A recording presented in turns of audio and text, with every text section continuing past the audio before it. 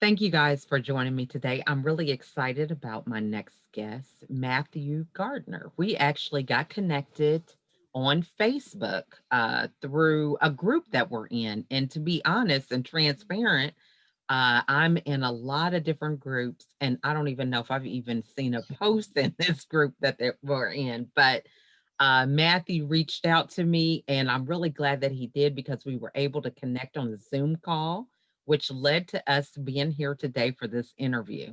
So, before we get into that topic, let's get started with giving Matthew the floor to introduce himself and tell us a little bit about him. Oh, that's great. Thanks, Michelle. Yeah, my motto is to connect, create, and celebrate. So that's exactly Oh, what we're doing here.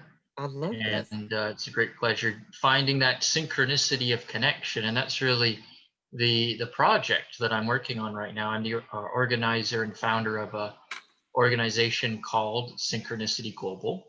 Mm-hmm. And Synchronicity Global is all about being at the right place at the right time with the right people doing the right things. So really, networking is my mandate, I suppose, because that's how we Mm. create these wonderful new connections. And I like to surround myself with wonderful people who have big pictures about what they want to create for their lives and making the world a better place and that sort of thing. And raising global consciousness is kind of the path that I'm on, or is most definitely the path that I'm on. So, yeah, it's a great privilege to be with you here today.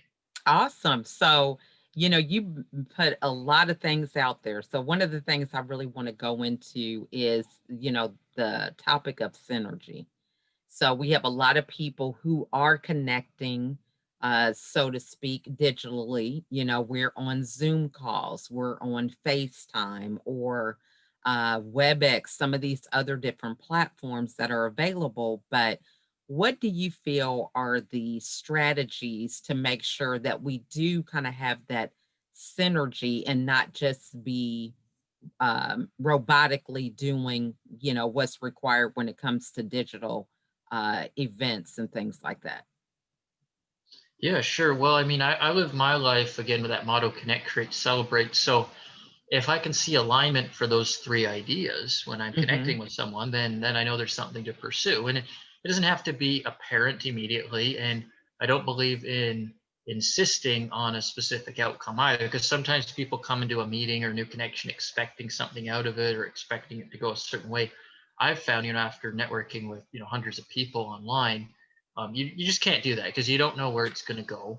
And Hmm. like I have a couple great friendships that started off as friends, and it took 6 months or longer. It developed into a business relationship, and now they're two of my greatest business relationships that I have. So it took a year. So Mm. I think if people go in thinking, oh, I'm going to try and get a client or something like that, not to say sometimes it's apparent, like, yeah, you can help somebody in that capacity. Sometimes it's apparent if they have a podcast, like, yeah, you can obviously share your message to a wider audience. But Hmm. I think just having an open space, an open heart, an open mind about what it could amount to and where it could lead is really essential. On the other side of that is also having some kind of mission that you're working on, because then you can have an opportunity to create something. If you're not in alignment, then yeah, Hmm. what's the point? I mean, then you're just creating friendships. And I mean, I think in this day and age, I look at like social media being an opportunity. Like yeah, you want to have friends, but can we also be aligned in the same mission to enhance the world, to help the world evolve? Mm. I like that. Now you have a lot of people who they are reinventing themselves. They might have been on a job for 20 plus years and now, it was in person. Now they've got to pivot and be virtual or totally come up with something different down the pike because of how things have changed. So, what advice would you give them on ways to build that relationship? Because I think a lot of times people hear that term and that strategy, but they don't really know how to implement it. If you're somebody who kind of depended on your own self to get things done, it's like, oh, I got that promotion or I did this. You sometimes don't have the vision to know what things you can be giving that are of value to others. Does that question make sense? Yeah, I think it does, because we got to find something that's passionate for us. And I'm a big believer in having creative self-expression in the world, Mhm. because it's really one of the higher needs of our human existence, but it's still a need. So if we're not catering to that, if we're not feeding that part of ourselves, then we are slowly dying. We are slowly kind of killing ourselves off from a creative standpoint.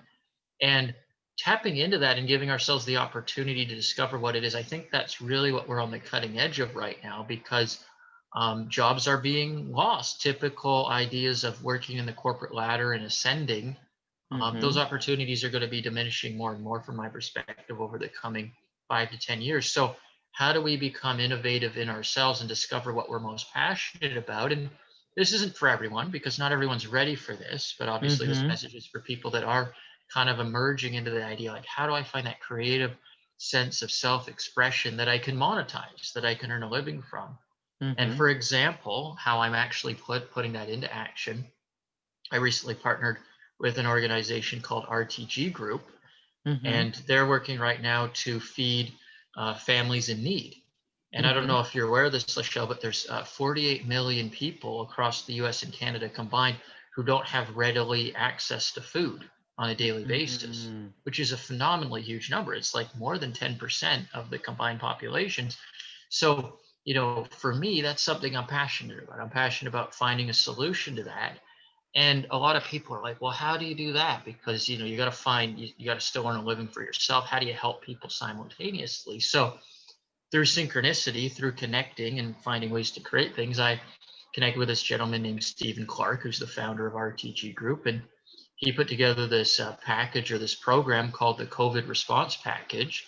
And it's basically a Mm. way that families can receive the food they need, as a sustainable model, subscription based type of model, and Mm. people can actually gain a lot of benefits for sharing. So it's a donation. It's a monthly donation of $39.70.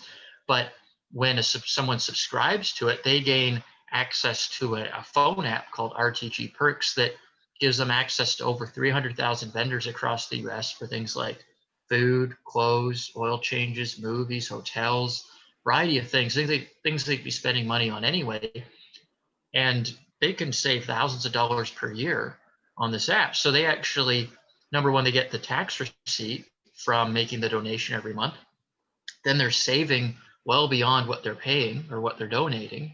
And then on top of that, RTG's found a way to actually incentivize people even further to stay in the program by giving monthly giveaways or monthly draws. So, for example, like Mm. we signed up a group that's a soccer club. They're fans of soccer overseas. So every month, moving forward after COVID kind of clears up here, there'll be a monthly trip across overseas, and that value of that Mm. trip will be in the range of $5,000 every month, given away to one of the members, and it'll be a fully, all inclusive type of trip to like Madrid or Barcelona or the UK to watch, a soccer game in that case. And for example, there's another group in Bitcoin, and every month they're going to give away $1,000 worth of Bitcoin to 5 people in the group. So these Mhm. are ways to like donate and make a difference, and someone can feel good about that, but they're also having the incentive to like keep it going forever. Like there's no reason why anyone would ever stop donating when they're gaining these benefits. So finding someone like Steven through synchronicity, through networking, through Facebook, Mhm. we had synergy. We discovered, hey, that's that he's doing it already. I mean, he's a Mhm. philanthropic guy. He's been retired for a number of years now. He's doing these social enterprise types of programs. And here I am with Synchronicity Global, and it's all about being at the right place at the right time with the right people and making the world a better place. And there's a way that we can work together, and people are compensated as well. So there's a profit built in, so that group members who share this with their community, which you can be one, I can set you up with a way to share this with your community. You can Mhm. also be receive compensation, which can be either used, personally for yourself, or it can be used towards a cause of your preference. Mhm. Mhm. And then that's another incentive built into the program, is another dollar out of that 39.70 every month is put towards the cause of the month. So if a particular Mm. group isn't necessarily fully be passionate about the environment or animals or something of that nature, gender equality. So if there's 5,000 people in subscribers in a group, that means $5,000 every month will be put towards that cause. So this is a really great way to get people engaged in the causes they're passionate about, keep them engaged in terms of them being incentivized to keep it going. Mhm. And ultimately, I mean, I think this is the new model of how we really make the world a better place, because people are winning more than they're putting into the program, and it's Mhm. sustainable. It's month after month. Mhm. We're on track over the next 30 to 60 days to be providing 100,000 meals every month to families, Wow. and it's just going to continue growing. We're projected by 2025 to be doing 20 million meals a year, Mm. right? So, I mean, that makes a big difference in the world, and people are benefiting as they're making the donations. So that's really a very practical way as to how this works in terms of the synergy Mhm. connections. I love that. Now, so you brought up a lot of good points, even with that, the collaboration, the win-win for all parties and the total vision for 2025. So for somebody who is right now in the heat of it, they have lost their job or they want to start a business, and you're listing all the benefits of us kind of having that marathon mindset. You know, a lot of people look at, hey, this is going to be successful and they're ready to cash in next year, right? So, what advice would you give somebody about, building those relationships and having that long term view? What type of things do you implement daily for you to kind of have that patience, Mhm. to be able to see things through long term? Well, I realized that, if it takes about a year to even really get to know someone, if you're Mhm. connecting with them once a week or a few times. So, I look at like, hey, I'm really investing in the relationship Mhm. above all else. Because I mean, what else is there really? It's the relationship that's going to lead to business. It's not business Mhm. that leads to the relationship. So you have to put the cart before the horse, or vice versa, however the phrase goes, right? But you have to put Mhm. things in the right order. So for me now, when I look at an opportunity or something like a person, or like we can do business, it's like, okay, can I see it going for like a year or longer? And if that's the case, then okay, how can I position myself now so that we can get started quickly, but I'm not expecting it to turn into something tomorrow, because when we put that kind of deadline, like, okay, this better work in a month or 2 months or 3 months, well, we don't know. Like, I mean, there was lots Mhm. of business opportunities lined up for people, and then this COVID thing happened, and that's delayed a Mhm. lot. So Mhm. you never know what's going to happen. There's always moving parts. There's multiple variables. So really my ultimate piece of advice, or how I live in that regard, is I just have zero insistence or zero assumption about what something is going to be or what something needs to be. And I Mhm. do surrender it to a higher power, to God or the universe, if you will. And Mhm. from my vantage point, that's like the ultimate knowing. It's like if you're in a basketball game and right before the buzzer's about to go, you could take the shot or you could pass it to Michael Jordan.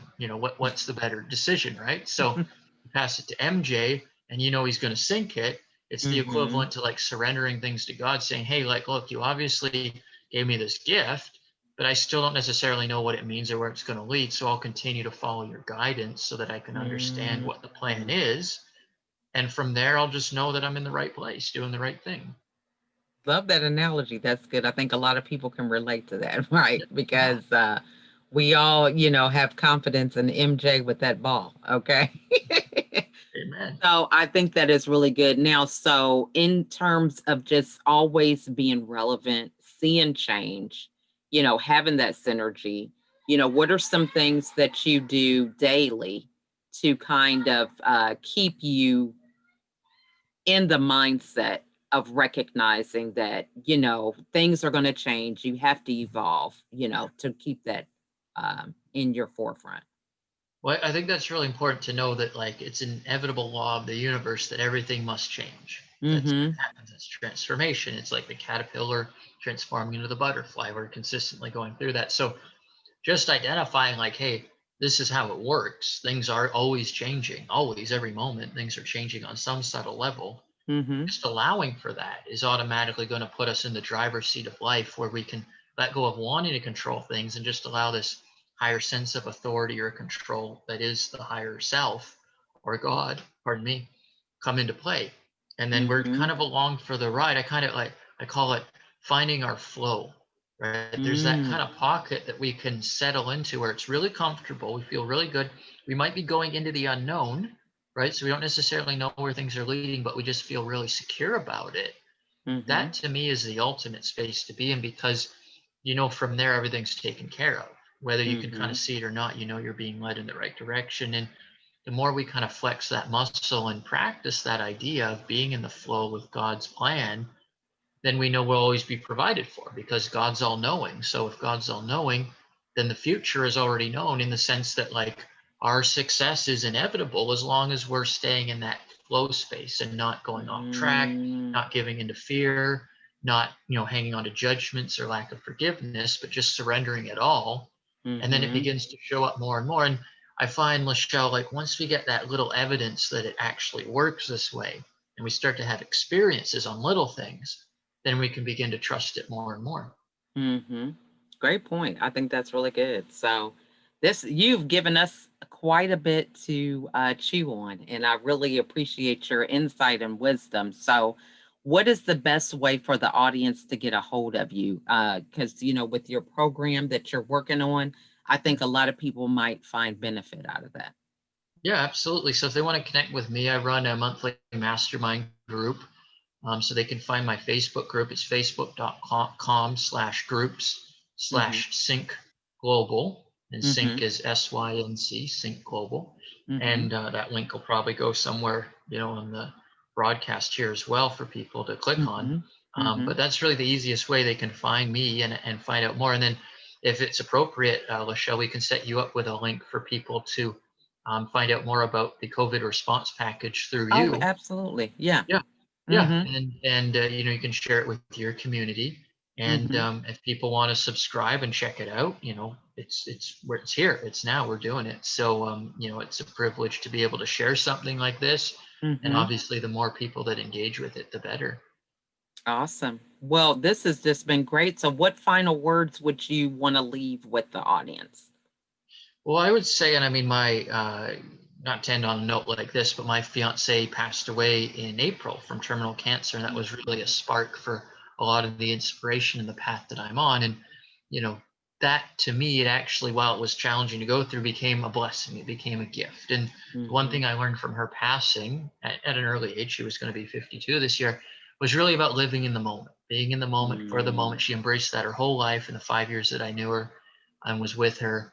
That's how she lived, and she Mm-hmm. transcended time. She was a timeless woman, and now she's timeless in eternity. So we can just allow ourselves to be present to what we're doing, present with the people in front of us, listening, being compassionate, and looking for that win-win opportunity, and then presenting it at the appropriate time with people. Then I think there's no way we can lose. Our success becomes inevitable if we maintain that type of mindset. That's phenomenal. Well, so sorry for your loss. And you definitely are inspiring others with that mindset, especially in dealing with your own loss. So, just want to commend you for that. And just great wisdom, that is so true about living in the moment. So many of us, as we watch the news, we complain about this or that, but we have our health, we have our families that might be with us. So I think we need to kind of look inward, turn the mirror on ourselves, and think of the blessings that we have rather than the things that we don't have. So that is wonderful advice.